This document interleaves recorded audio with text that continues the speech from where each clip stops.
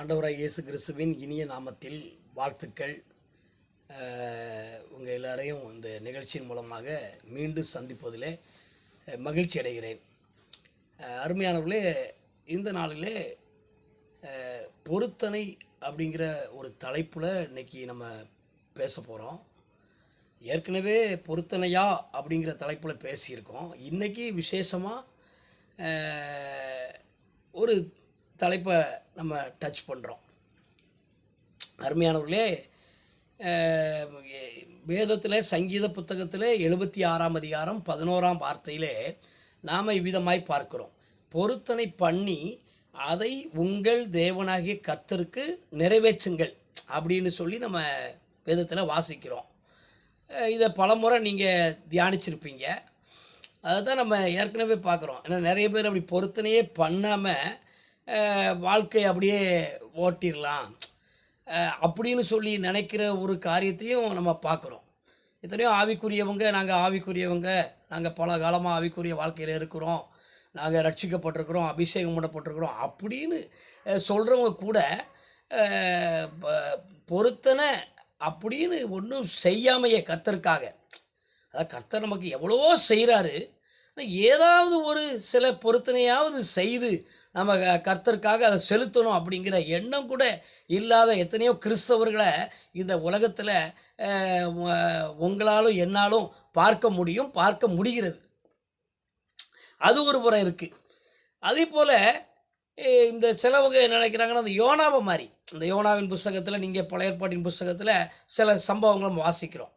அதில் யோனாவை குறித்து நீங்கள் வாசித்து பார்க்கின்ற பொழுது, அவன் பிரச்சனை நிமித்தமாக மீன் வயிற்றுக்குள்ளே போன பிறகு, அதாவது கர்த்தருடைய வார்த்தைக்கு கீழ்ப்படியாதனால ஆண்டவர் கொந்தளிப்பு அனுப்புறது மாத்திரமல்ல, அவனை விழுங்கும்படியாக ஒரு மீனை ஆயத்தம் பண்ணி அந்த மீன் வயிற்றுக்குள்ளே அவன் இருக்கிற வேளையில், அதாவது மரண தருவாயில் இருக்கிற வேளையில், அங்கே ஒரு அவனுக்கு ஞாபகம் வருது, நான் பண்ணின பொருத்தனையை செலுத்துவேன் அப்படின்னு சொல்லி சொல்கிறத நம்ம பார்க்குறோம். அப்படி சொல்லி ஒரு பொருத்தனையை மீன் வயிற்றுக்குள்ளேருந்து, அதாவது ஒரு கிரிட்டிக்கலான ஒரு கண்டிஷனில், ஒரு மரண பள்ளத்தாக்கில் இருந்து அப்படி சொல்கிறத காரியத்தை கூட நம்ம பார்க்க முடியும். நம்ம அப்படியே இருக்கக்கூடாது.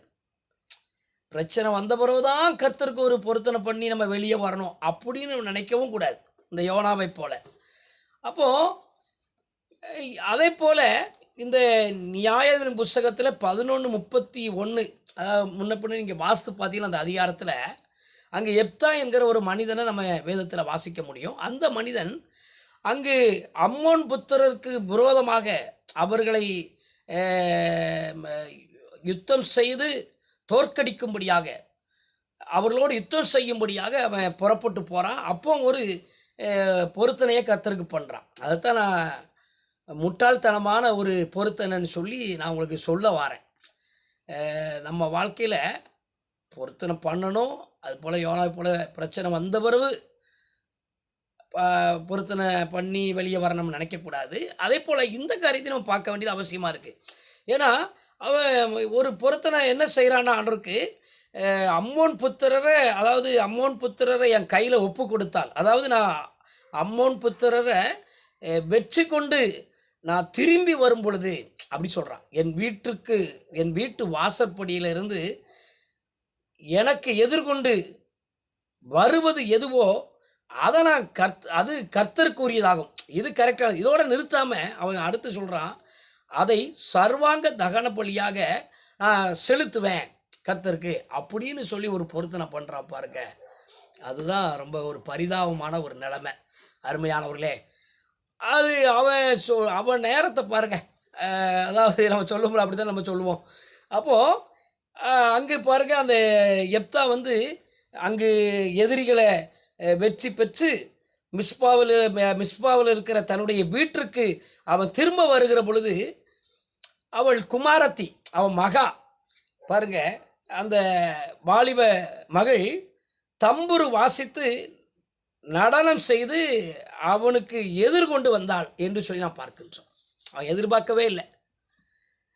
இப்போ நம்மளாக இருந்தால் என்ன சொல்லியிருப்போம், ஆண்டவரே நான் ஒரு ஆடோ கோழியோ வாத்தோ புறாவோ இப்படி ஏதாவது முயலோ இப்படி வந்தால் நான் அழகாக பொருத்தனை செலுத்திடுவேன். இது என் மகா வந்துட்டாலே அப்போ இது நீங்கள் அவாய்ட் பண்ண தான் செய்யணும் அப்படின்னு சொல்லி நம்ம சொல்லியிருப்போம். ஆனால் அதை பின்னால் அவன் நிறைவேற்றினதா நம்ம வேதத்தில் பார்க்குறோம்.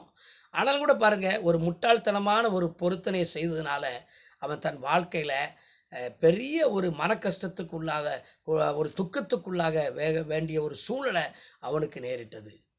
அருமையானவர்களே, பொருத்தனை பண்ணுறது அவசியம். ஆனால் அந்த பொருத்தனை முட்டாள்தனமாக இருக்கக்கூடாது. அதுதான் முக்கியம். புரியுதுங்களா உங்களுக்கு? அதனால் பொருத்தனை செய்வோம், நிறைவேற்றுவோம். அது ஞானமாக நம்ம பொருத்தனை செய்வோம்.